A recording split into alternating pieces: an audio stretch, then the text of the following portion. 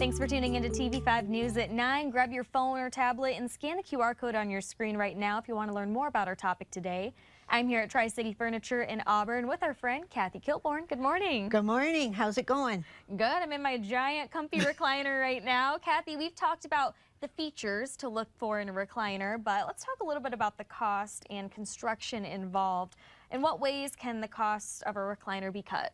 Well, basically, there's only three ways. It's the components, it's the where it's made, and for the people who are making it, because the imports would be cheaper as compared to Americans.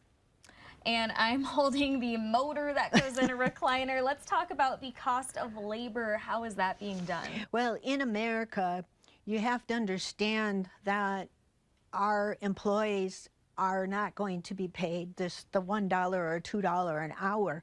Our people, because they're sewers and they're craftsmen, they are actually creating this piece. And furniture is still all handmade. They haven't figured out how to send it through a machine and get it made.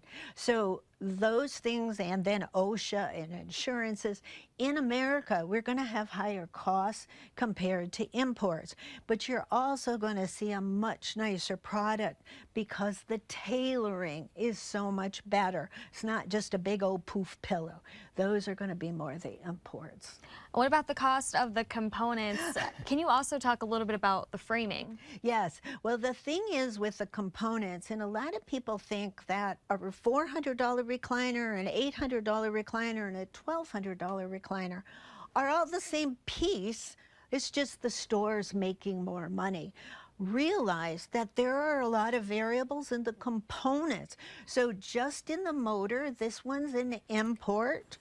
This is the American-made motor. So if you're buying an American-made, you got a lot heavier duty motor going on in there, which will last longer. In the framing, we have a lot of variables in the support. I've seen frames where they don't put any wood structure, so if you sit with your elbow, it'll actually crumble down into it, especially on a bigger arm, because there's just no wood in it. Framing is so key because we sit in this chair over and over and over, day after day, that if that frame support isn't going to hold up, we're going to have problems. Many people stand up and push out on the arms. That really weakens the framing. And you got to understand, frames and recliners are not as heavy duty as regular upholstered furniture because the mechanism has to move through. And if they make it really tight, it will actually wear out your fabric or your leather. So these components, springs are different. Heavier duty steel, many recliners have this kind of sag-free hooks from the front to the back. Some chairs will have 3 springs, some will have 6 springs, some will be lighter weight and they'll just bottom out in a short time. When you have more springs, it will keep your body level when you're in the chair. So a lot of variables in the cost of the framing and the spring, the mechanisms. You're not going to find all this heavy duty stuff in a $399 chair. You're just not, because they are American manufacturers are building a quality product. They don't want to have to keep fixing. That's going to be the difference. And talking about the steel parts, the springs and the mechanisms you mentioned, could you talk more about what people should look for? Well, you want to make sure, if you even tip the chair over, you can see what kind of motors and how many springs. The amount of foam, the density, you know, it's always good to get one that's a little firmer. You're buying more foam than you are air.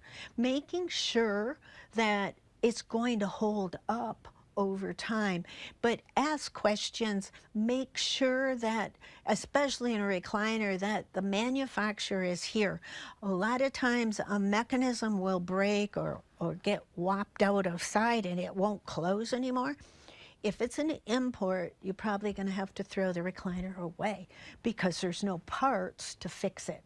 So you want to make sure where this is being produced, that if it's here in the U.S., then they're going to have parts if you have a problem. Well, you look like you've got maybe a softer recliner than me, maybe one you can sink into more. Can you talk about the differences in foam that are Well, used? again, that density and how firm. A lot of people love the poofy ones, and it's like, oh, so comfortable. But in 6 months, it's flattened out, and now they want it fixed. Well, that's part of that poofiness.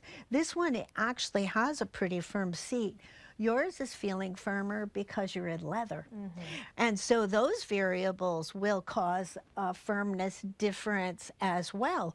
But making sure that you've got good support in the back, and if there's a problem, there's somebody to help you. I think one of the things most people are concerned with is the fabric. Are there a lot of differences in quality? Well, even some of the American made, because again, they're trying to keep prices down, these manufacturers are buying things that are imported. And if there's one thing that shows wear the quickest, it's going to be the fabric and the wearing of it. And so you want to make sure that it's American fabric, that they're going to stand behind it. And I've used this before, but the threads that are coming in, even if it's woven here, many times the thread is actually imported, and they're not making it as heavy duty. I can snap these off where years ago you had to actually cut them because the thread just isn't as heavy duty. Make sure your fabric is a good quality, that's dense, that is cleanable, and has a long life.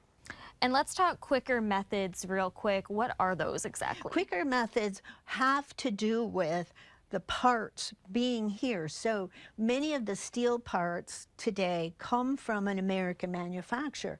But if you're importing the steel parts from China or Vietnam, and that boat is delayed, then you're not going to build it. Now in COVID, everybody maybe remembers that if you were buying an American manufacturer, they were getting the orders out pretty fast until they ran out of parts.